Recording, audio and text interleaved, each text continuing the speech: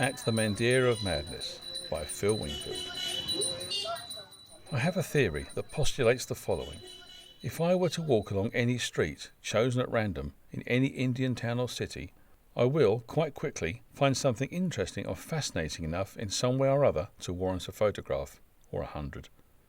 Not a single object or person, something extensive. I tested the theory in Tarapith. It resulted in the discovery of the Bharat Shavashram Sangha. I know. Spoiler. Sorry. Tarapith, 30th of January 2019. In Taramatara, we went up the road and turned right, looking for cremation grounds and graveyards. In this instance, we turned left, and for a while I feared my theory was going to fail me. After a few hundred metres of mundane residential architecture, we come to a large open plot of land containing what I assume is some kind of temple. Access to the temple is via a riotously ornate gatehouse. It is predominantly peach-coloured. It is not a construction that defies description, but it does make the task of doing so long-winded and tortuously tedious, which is why you have the image here.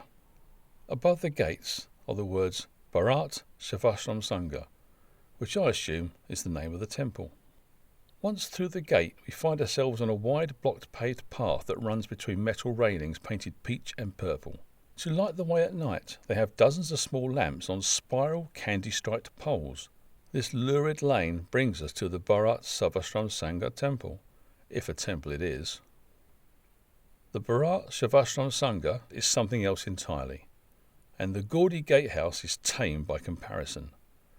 Again, a detailed description would take forever, and again you have the images. But I did come up with something concise that may put it across. The Bharat Shavashram Sangha looks how St Paul's Cathedral might have looked if Christopher Wren had designed it under the influence of industrial-strength hallucinogens. The dome is segmented, and the segments are painted alternately peach and blue. It is surmounted by a spire resembling a stack of iced gems. This is an iced gem. Beneath the dome, the front of the building is decorated with a bewildering variety of patterns and bold colours. The colours are so deep they border on sickly. There are gods, oms, demon faces, elephants holding bead necklaces in their extended trunks, and so much more. Beneath all this, two life-sized lions, each with one paw raised, flank a chariot pulled by 3 horses and driven by Lord Shiva. At least I think it's Lord Shiva. The chariot has a passenger who is modelled drawing an arrow from a quiver.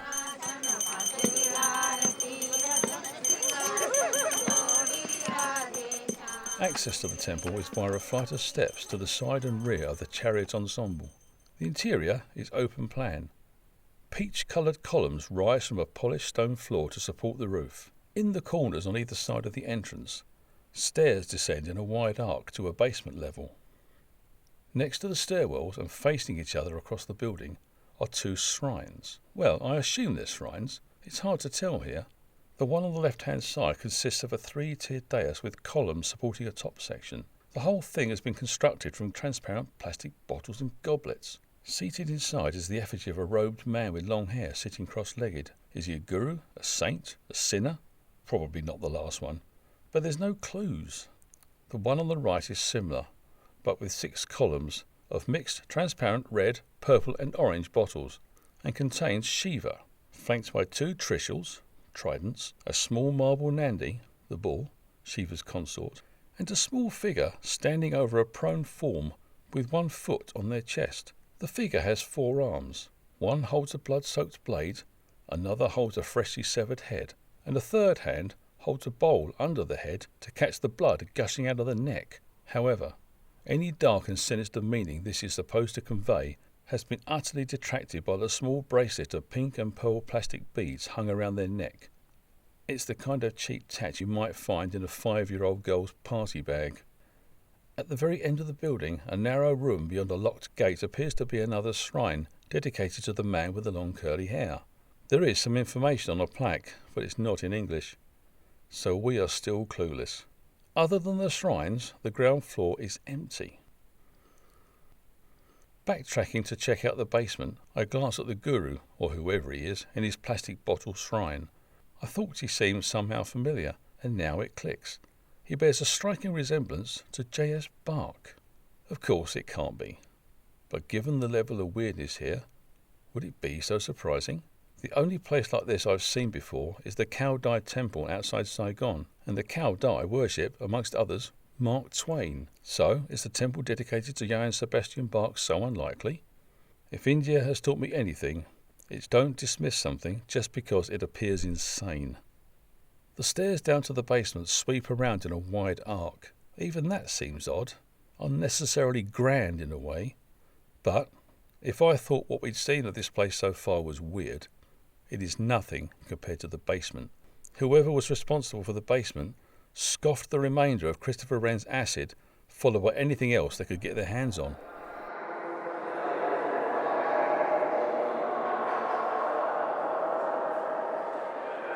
The basement is larger in area than the upper level. Towards the rear there is a tableau surrounded by chrome railings. Krishna and a lady friend stand among the petals of a lotus flower in a dry water feature. The parched pool is ringed by several dancing girls, who are in turn surrounded by 4 peacocks and 4 elephants. The latter are all the same size. So are they midget elephants or giant peacocks? In a glass case to the rear of this display sits another sculpture of J.S. Bach. But the real weirdness is on the walls. The entire perimeter of this space is decorated with coloured reliefs depicting, well, Brahma only knows. It was literally wall-to-wall weird, and in many cases downright disturbing. Here is a little selection, and just so you know, Krishna is a guess, but on the whole I don't think it matters. A topless female demon with enormous eye teeth, amongst other large aspects, is depicted falling back with Krishna, maybe, holding her waist. Krishna stares intently at one of the demon's nipples, and it looks every bit like he's going to go for it. Moving on, we find Krishna again. This time he is dancing on the middle head of a 5-headed king cobra, flanked by 2 women who are either emerging from or being swallowed by a pair of snakes. A green-skinned figure with 4 arms is up to his waist in a large fish. Krishna, possibly, holding an elephant by its trunk and throwing it over his head. What looks to me like a zombie Madonna. The singer, that is, not Jesus' mum. She is sitting in a chariot holding a large chocolate wafer.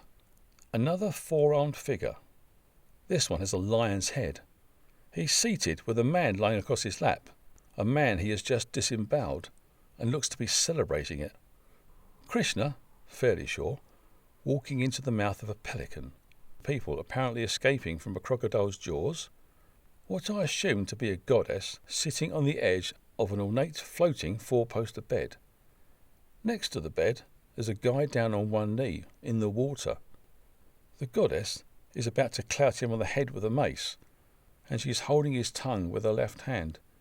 He clearly needs to work on his game. If you're a fan of the League of Gentlemen, Papa Lazarus is here too. He's standing on Krishna. He gets about, doesn't he, if it is him, holding his blood-soaked hands in the air and wearing a garland of severed heads. A hungry dog is using Krishna as a launch pad in an attempt to steal one of the heads for a tasty snack. And there were more, all very surreal and utterly bizarre. But I saved my favourite to last. A topless woman, wearing a garland of skulls, dances on a lotus flower. On either side of her, 2 almost identical ladies stand on floating leaves. In her right hand, Skull Lady is holding a sizable hooked blade, and in her left hand, her own freshly self-severed head. 3 spurts of blood issue from the stump of her neck. 2 of them end up in the mouths of the leaf ladies, and the 3rd drops into the mouth of her own severed head. To be clear, she has cut off her own head and is catching the blood spurting from her neck in her mouth, or her former mouth. I was at the time, and always will be, utterly clueless. Hinduism is packed with weird and wonderful beings, like the deity that has 20 heads or more jutting out on either side of their neck. Male heads, female heads, elephant heads, some spewing fire from their mouths. But I say, 20 mixed gender and species fire-breathing heads? Big deal. Cut one of them off and using its eyesight catch the fountain of your own blood in its mouth. Then I'll be impressed. Postscript.